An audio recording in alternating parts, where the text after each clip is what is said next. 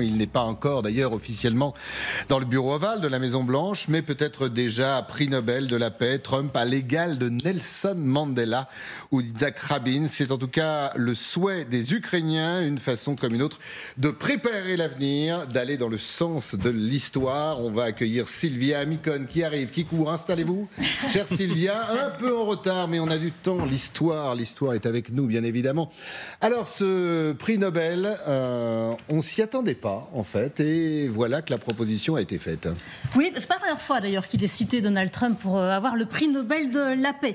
En tout cas, cette fois, ce qui est nouveau, c'est que ça vient d'un député ukrainien du parti de Volodymyr Zelensky, et pas n'importe lequel, puisqu'il s'agit du président de la Commission des Affaires étrangères de la Rada.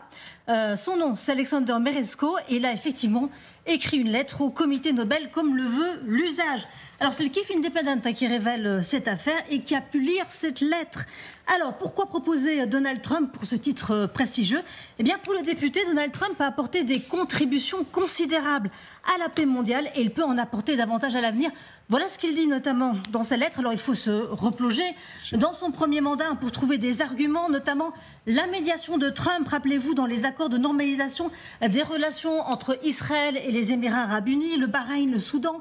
Mais pas seulement, Trump a également posé les bases de la coalition internationale actuelle de soutien à l'Ukraine en démontrant un leadership mondial dans la fourniture d'armes pour résister à la guerre d'agression brutale et illégale de la Russie. Souvenez-vous, il avait accepté de signer un chèque pour les missiles anti-chars Javelin à l'époque pour l'Ukraine. Vous avez entendu, Sylvia, il y a du mais oui, donc on s'avance petit à petit. Ce point est vrai. On s'avance petit à petit vers le prix Nobel de la paix. Il y a un précédent. Dis-moi, Sylvia, pour être tout à fait honnête quand même avec nos téléspectateurs, il n'y aurait pas une petite idée quand même derrière la tête de la part des Ukrainiens ? Peut-être de se le mettre dans la poche, en tout cas, je ne sais pas, c'est peut-être une idée, c'est un appel à l'aide en tout cas pour ce député. Regardez ce qu'il dit encore, Trump pourrait aider l'Ukraine à parvenir à une paix juste, globale et durable fondée sur la Charte des Nations Unies et les principes du droit international. En clair, il pourrait se ranger du côté de l'Ukraine et aider Kiev à obtenir le meilleur accord possible face à la Russie. Alors on sait que Donald Trump n'a pas caché son envie de mettre fin à cette guerre. Il n'a pas exposé officiellement les détails, mais ce qui circule pour le moment, ça ne plaît pas trop à l'Ukraine, qui rappelle aussi dans cette lettre le respect de son intégrité territoriale et de sa souveraineté. En tout cas, si jamais cela devait arriver, sachez qu'il n'est pas le premier président américain à recevoir ce prix Nobel de la paix. 4 autres l'ont déjà reçu, Theodore Roosevelt, Woodrow Wilson, Jimmy Carter et, souvenez-vous, Barack Obama en 2009, alors qu'il était en poste depuis moins d'un an. Un prix basé sur ses discours et non pas sur ses actes. On se rappelle les termes exacts, pour ses efforts extraordinaires en faveur du renforcement de la diplomatie et de la coopération internationale. Un prix qui certes engage à œuvrer pour la paix dans le monde pendant son mandat. Un cadeau empoisonné pour Barack Obama, qu'il avait vraiment pris comme tel à l'époque. En tout cas, on verra si le comité Nobel adhère à cette stratégie de pression sur Donald Trump. Je ne suis pas sûr que Donald Trump le prendrait comme Barack Obama. Je pense qu'il serait absolument fou de joie. Vous l'avez suivi en campagne, alors ?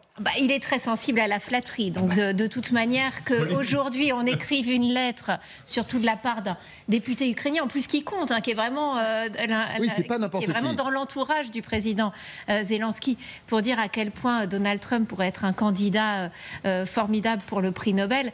Évidemment que ça va résonner du côté de la maison, de Mar-a-Lago plutôt, de la Floride. La deuxième Maison Blanche. Et que c'est une façon de flatter Donald Trump et de dire à quel point les Ukrainiens pensent qu'en effet, il peut changer la donne. Ce qui est intéressant dans la lettre, c'est la façon dont ce député dit pour arriver à une paix juste qui respecte les principes, les principes du droit international. Parce que c'est vrai que ce qui se dessine aujourd'hui, si on écoute un petit peu ce qui remonte des équipes de Donald Trump, c'est pas un accord de paix qui respecterait le droit international. C'est plus un cessez-le-feu, geler la ligne de front, une espèce d'armistice, faire taire en effet les armes, et puis ensuite on verra. Et la Corée, les deux Corées sont dans cette situation-là depuis la fin de la guerre de Corée dans les années 50. Donc c'est pour dire aussi, c'est une façon de mettre aussi une certaine forme de pression sur Donald Trump. Le peut-être futur prix Nobel de la paix a déjà commencé à œuvrer. Et oui, je vous ai un peu étonné, puisque si on en croit l'agence Reuters, l'équipe du président élu discuterait avec l'entourage de Kim Jong-un, espérant, je cite, que cette nouvelle initiative diplomatique avec la Corée du Nord puisse réduire les risques de conflits armés. Et c'est pas la première fois, vous allez le voir, que Donald Trump tente une approche avec Kim Jong-un. La dernière idylle, on peut parler d'idylle, il paraît qu'il y avait même quelques lettres d'amour qui traînaient entre les deux hommes, remontent à 2018 et avaient quand même toutefois tourné court. Quelques extraits et une séquence qui vaut le détour. Il a une grande personnalité et il est très intelligent. Nous avons eu un très bon échange. C'est un grand négociateur dévoué à son peuple et digne de confiance. C'est un négociateur très intelligent. Nous avons passé une très bonne journée et nous avons beaucoup appris l'un sur l'autre et sur nos pays. Voilà, ben oui, mais depuis, il s'est passé pas mal de choses. Aujourd'hui, c'est le premier pourvoyeur d'armes, de missiles à la Russie, et d'obus et d'hommes. Vous avez tout à fait raison. Sans parler de la menace nucléaire qu'il fait planer sur nos têtes assez régulièrement. D'où l'intérêt pour les Américains d'essayer justement de le détacher, de le rééloigner des Russes. Après, vous dites Trump est sensible à la flatterie. C'est aussi un grand flatteur. Hein. Ce qu'il fait, c'est ce qu'on fait quand on essaye de faire un deal commercial. Son partenaire, c'est forcément le plus beau, le plus intelligent, le plus merveilleux. Donc ce recours à la flatterie, c'est une technique loin, d'ailleurs, il paraît qu'ils s'écrivaient les deux. Absolument. Oui. Après, des idylles entre chefs d'État, il y en a eu tout au long de l'histoire.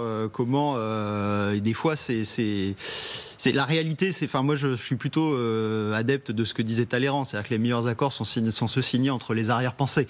C'est qu'en fait, à quoi on pense derrière ? Quel est l'intérêt des Américains aujourd'hui ? C'est évidemment d'éloigner autant que possible Pyongyang de Moscou. Parce que ça serait une épine dans le pied de Poutine. Et puis pour construire une position de négociation avec les Russes, il faut avoir des arguments.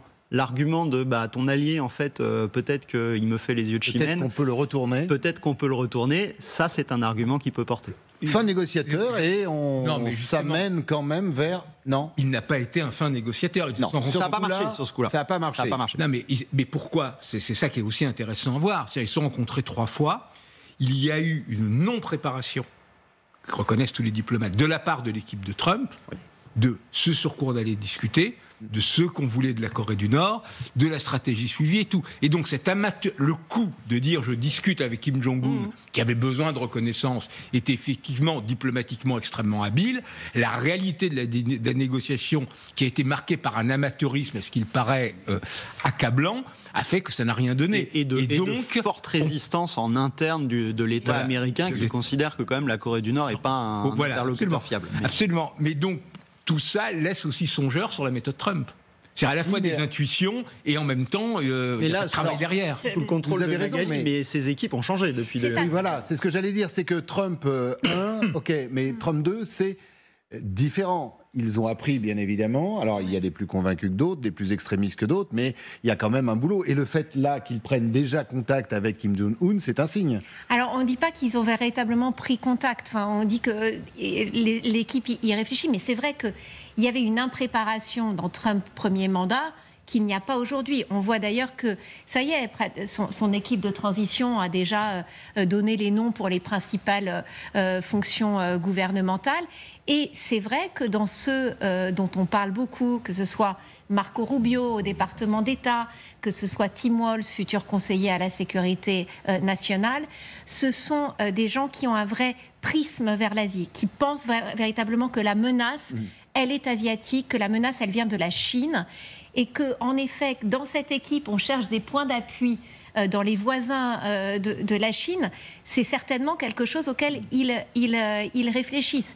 Après, il est certain qu'en effet, les résultats de la négociation, ou soi-disant négociation, et de la bromance de Donald Trump avec Kim Jong-un n'ont absolument rien donné. C'est-à-dire qu'aujourd'hui, on a un État qui, en plus, est dans une surenchère nucléaire. Donc, le ramener véritablement à la table, il va falloir aussi que le deal soit intéressant pour Kim Jong-un. Donc, il peut y avoir aussi un marchandage très compliqué pour les équipes Trump.